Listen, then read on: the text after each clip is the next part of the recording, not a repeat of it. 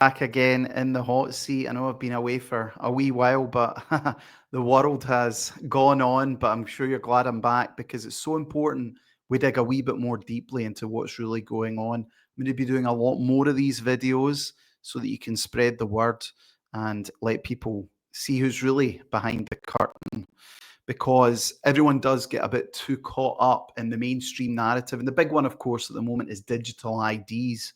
And of course, I'm clearly against that.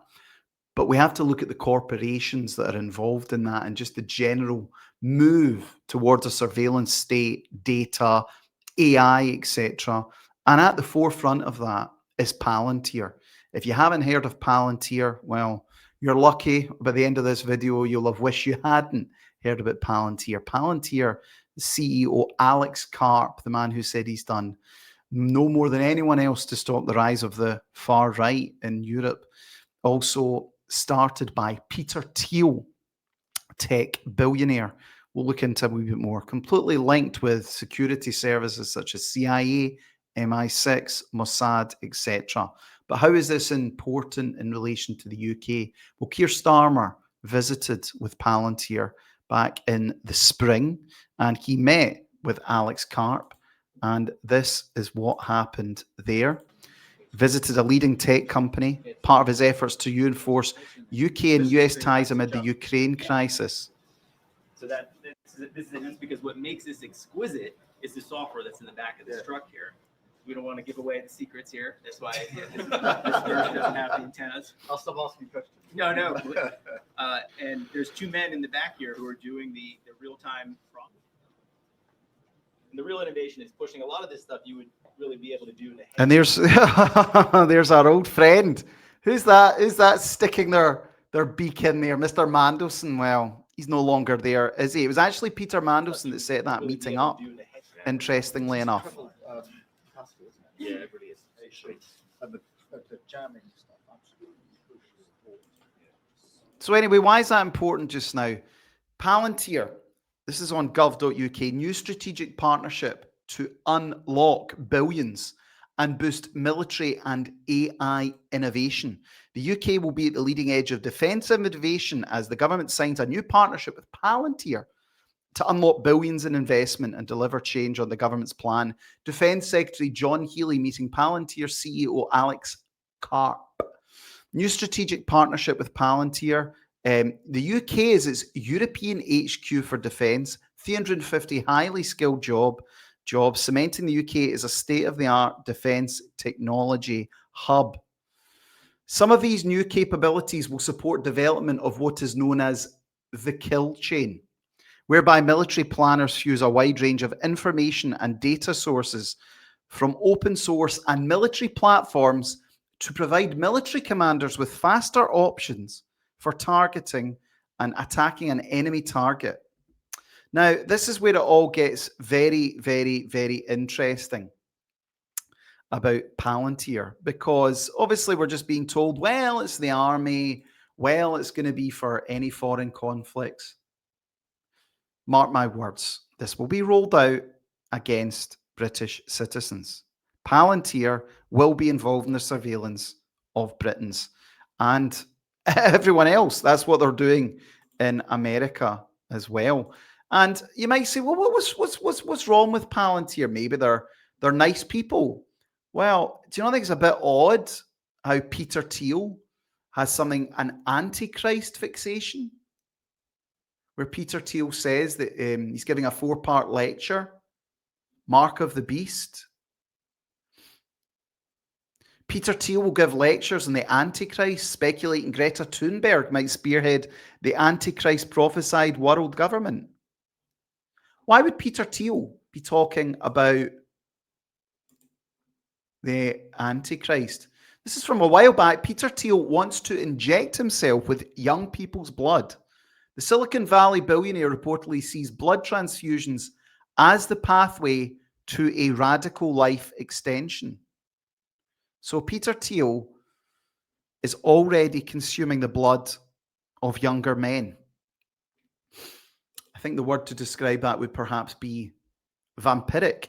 Closer to home, very interesting links. The boss of Palantir in the UK is a Lewis Mosley, the grandson of Oswald Mosley. Keir Starmer gets AI. You could see it in his eyes, said Lewis Mosley. Mr. Mosley was on Newsnight last night, and he said he is proud of the work that they do in Israel.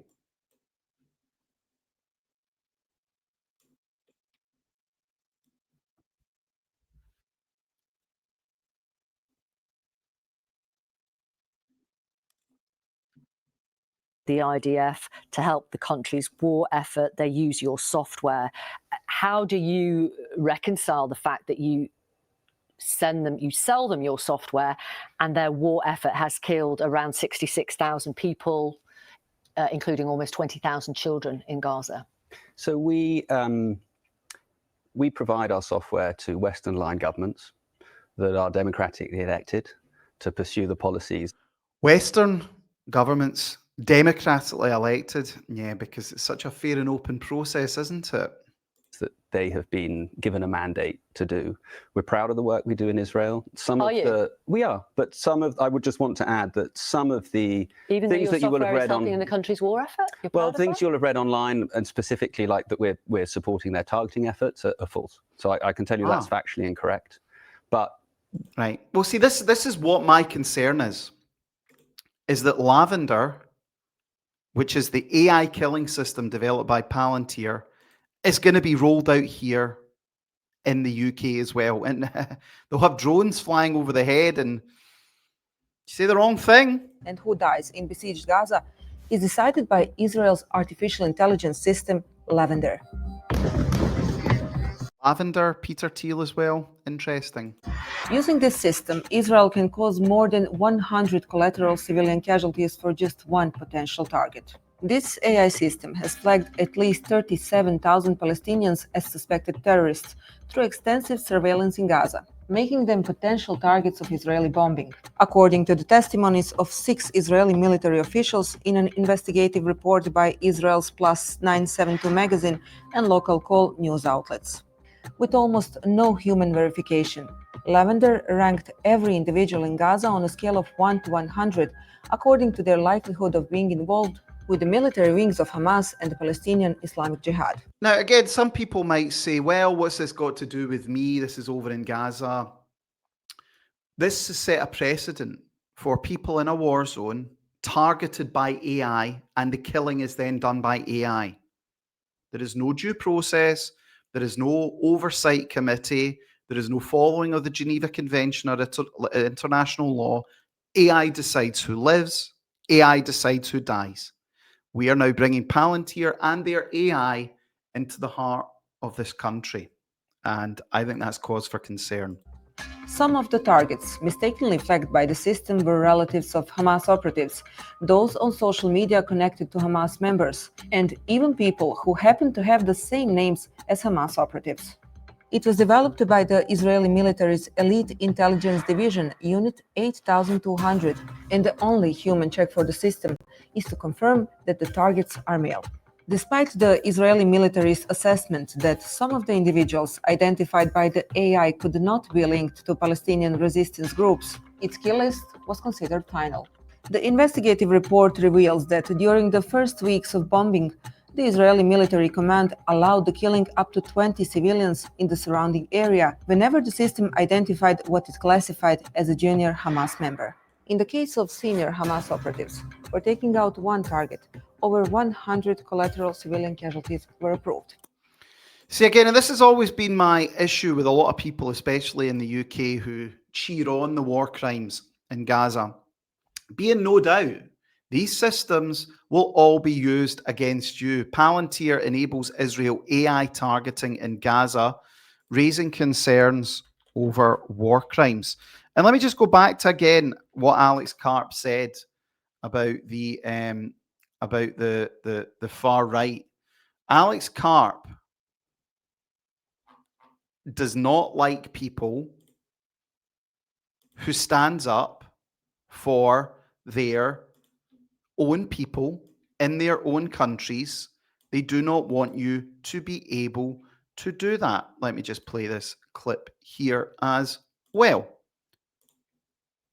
PG, which single-handedly stopped the rise of the far right in Europe. We built Foundry, which was used to distribute the COVID vaccine and saved millions of lives globally. We built what we call Thanks for that. Thanks, Alex. And they're category-defining products. So when you deliver these products to the market, just honestly, people say this isn't going to exist, this isn't valuable, but then it changes the market. And then the market is the Palantir market. Now, that doesn't mean everyone in the world is going to buy our product, but it means most of the sensible people in the world are going to buy from the category we defined.